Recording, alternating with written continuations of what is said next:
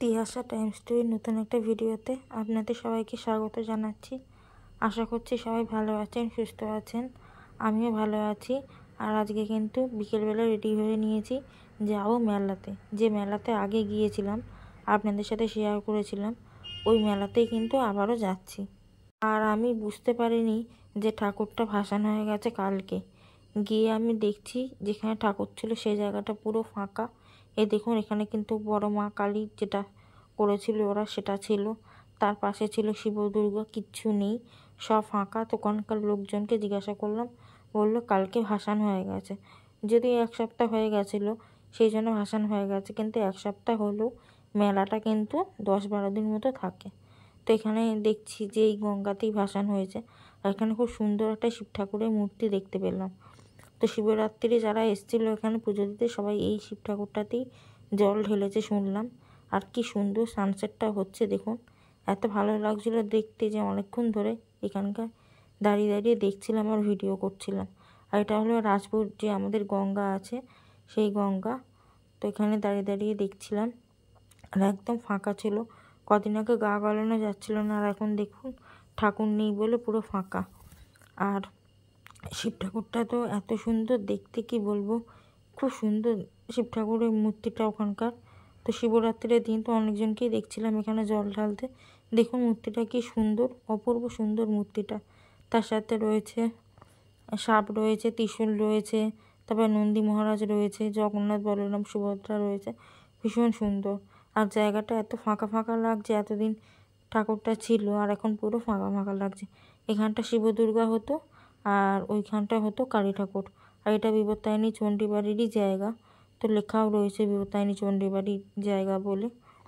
তো এখানটা একটু ঘোরাঘুরি করে তারপর আমি মেলার দিকে যাব আর কি। তো এই যে বিপত্তারিণী চণ্ডীবাড়ির সেবা সমিতি, এখানেই পুজোটা হয়েছিল। তো যাই হোক, চলে এসেছি দুলের দোকানে।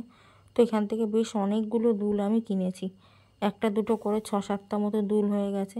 মেয়েরা দুল দেখলে তো নিজেদেরকে ঠিক রাখতে পারে না, তো আমিও তার ব্যতিক্রম না। কিছু ম্যাচিং করে, কিছু এমনি, বেশ 7-8খানা মতো দুল কিনে নিয়েছি।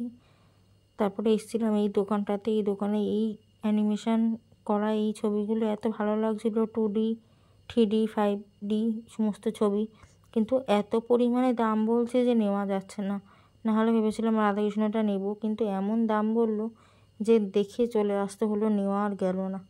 তারপরে এই কাপের দোকানে এসে কয়েকটা কাপ কিনেছি। ভেবেছিলাম কফি মগ কিনবো, তবে ভাবলাম কফি মগ তো বাড়িতে অনেক আছে, তাহলে কাপ নিই। তো বেশ সুন্দর সুন্দর দুটো কাপ আমি নিয়েছি এখান থেকে।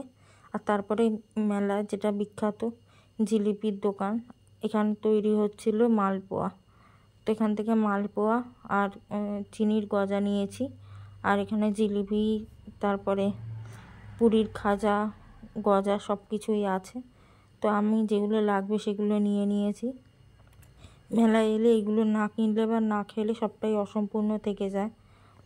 তো আগের দিনে মেলায় এসেছিলাম বৌদির সাথে, তারপরে আবার আজকেরও এলাম। তো চলে এসেছি ওখানেই একটা চাইনিজ রেস্টুরেন্টে। আগের দিন বৌদির সাথে গিয়েছিলাম, তো আমার বেশ ভালো লেগেছিলো ওখানকার খাবার দাবার। তো ওই জন্য ওখানে অর্ডার দিয়ে ওয়েট করছি। আর আমার মুখ চোখের অবস্থা দেখুন, শরীরটা খুব যে ভালো আছে তাও কিন্তু নয়। তো এখানে যেগুলো জিনিসপত্রগুলো কিনেছি সেগুলোও রয়েছে, বেশ অনেক কিছু শপিং হয়ে গেছে, ব্যাগ ট্যাগ হ্যান ত্যান অনেক কিছু যা পেরেছে কিনে নিয়েছি। তো এখানে বসে ওয়েট করছি মানে খাবারের জন্য, খাবার দিলে তারপরে খাবো। তো এখানে অর্ডার করেছিলাম 2টো ফিশ ফ্রাই, 1 প্লেট মতন চিকেন কয়েন, একটা মোমো। তো এগুলোই খাওয়া দাওয়া করেছি। এখানে তো নতুন করে বলার কিছু নেই, চাইনিজ খাবার দাবার খুবই ভালো পাওয়া যায়, টেস্টগুলো ভীষণ ভালো হয়। তো খাওয়া দাওয়া করে তারপরে বাড়িতে চলে এসেছি, তাও আস্তে আস্তে অনেকটা দেরি হয়ে গেছিলো। তো আজকে ভিডিওটা এটুকুই।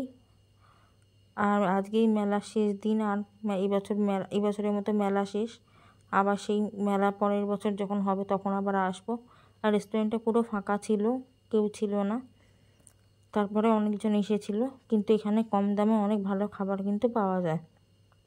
তো আপনারা রাজপুরে গেলে এখানে ট্রাই করতে পারেন। তো মোমোটাও চলে এসছে। তো আজকে ভিডিওটা এটুকুই, দেখা হবে খুব তাড়াতাড়ি পরের একটা ভিডিওতে। ততক্ষণের জন্য সবাই ভালো থাকবেন, সুস্থ থাকবেন, সাবধানে থাকবেন।